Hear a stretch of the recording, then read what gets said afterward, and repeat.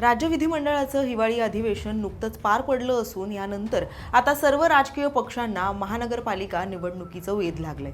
बहुप्रतीक्षित अशा महापालिका निवडणुका कधी होणार याकडे सर्वांचंच लक्ष लागलं होतं। अखेर राज्य निवडणूक आयोगानं पत्रकार परिषद घेत निवडणूक कार्यक्रम जाहीर केला आहे। त्यानुसार मुंबई ठाण्यासह 29 महापालिकांसाठी 15 जानेवारीला मतदान होणार आहे, तर दुसऱ्याच दिवशी म्हणजे 16 जानेवारीला मतमोजणी पार पडेल। दरम्यान निवडणूक आयोगानं यावेळी मतदानासंदर्भातील अनेक महत्त्वाचे मुद्दे सांगितले, त्यामध्ये दुबार मतदानाचाही विषय होता। त्याबद्दलची सविस्तर अपडेट या व्हिडिओच्या माध्यमातून जाणून घेऊयात। नमस्कार, मी प्रेसिता आणि आपण पाहताय लोकसत्ता लाईव्ह। गेल्या काही महिन्यांपासून राजकीय आरोप प्रत्यारोप, न्यायालयीन लढा आणि सरतेशेवटी 31 जानेवारीच्या अंतिम मुदतीचे आदेश यामुळे चर्चेत असलेल्या राज्यातील महानगरपालिकांच्या निवडणुका आज अखेर राज्य निवडणूक आयोगाने जाहीर केल्या आहेत।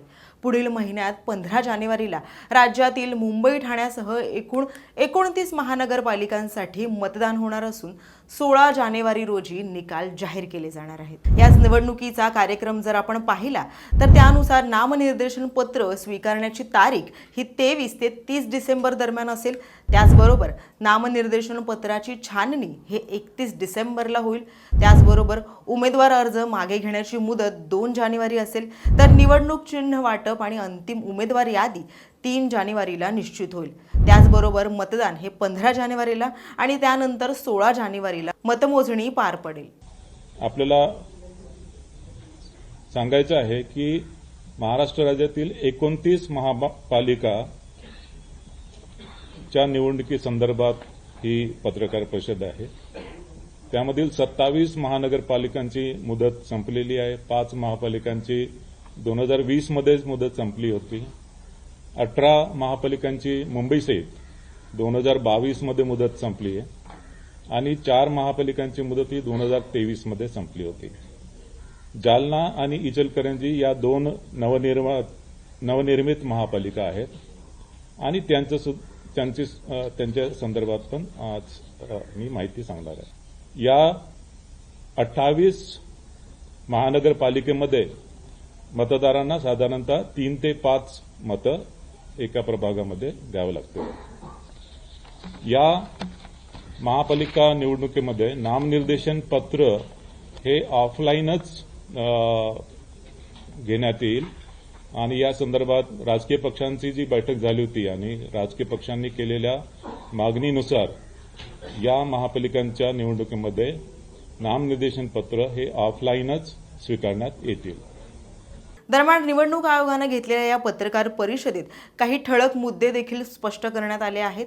त्यापैकी राज्यातील 29 महापालिकेच्या 2869 जागांसाठी निवडणूक होणार आहे। त्यामध्ये 1142 महिला, 341 अनुसूचित जाती, 77 अनुसूचित जमाती, इतर मागास प्रवर्ग, 759 अशी सदस्य संख्या असेल। त्याचबरोबर राज्यात महापालिका निवडणुकींसाठी एकूण 3.48 कोटी एकूण मतदार आहेत। त्यासाठी 39,147 मतदान केंद्र असतील, तर मुंबईसाठी 10,111 मतदान केंद्र असतील। आयोगानं सांगितल्यानुसार 1 जुलै 2025 ची मतदार यादीच अंमलात आणली जाईल। त्यासाठी केंद्रीय निवडणूक आयोगाकडून ही यादी घेण्यात आली असल्यानं नावं वगळण्याचे अधिकार हे राज्य निवडणूक आयोगाला नसतील। दुबार मतदारांच्या नावापुढे 2 स्टार असतील। याआधीही दुबार मतदारांचा मुद्दा चर्चेत होता। त्यानुसार निवडणूक आयोगानं याबाबत स्पष्टता दिली आहे की दुबार मतदारांच्या नावापुढे 2 स्टार असतील। त्याचबरोबर काही ठिकाणी ही गुलाबी मतदान केंद्र असतील, जिथे केवळ महिला कर्मचारीच कार्यरत असतील। यासह मुंबईत 11 लाख संभाव्य दुबार मतदार आहेत। 11 लाखांपैकी जवळपास 7% मतदार हेच खऱ्या अर्थानं दुबार आहेत। या दुबार मतदारांपैकी ज्यांचा सर्व्हे झाला नाही त्यांच्याकडून मतदान केंद्रावर हमीपत्र घेतलं जाणार आहे। दरम्यान गेल्या काही महिन्यांपासून दुबार मतदारांचा मुद्दा चर्चेत आहे।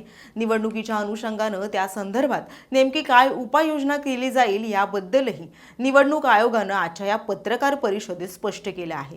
त्यानुसार मुंबई महानगरपालिका निवडणुकांसाठीची मतदान यादी ही प्रभागनिहाय विभाजित करण्यात आली आहे। ही मतदार यादी केंद्रीय निवडणूक आयोगाकडून घेण्यात आली आहे।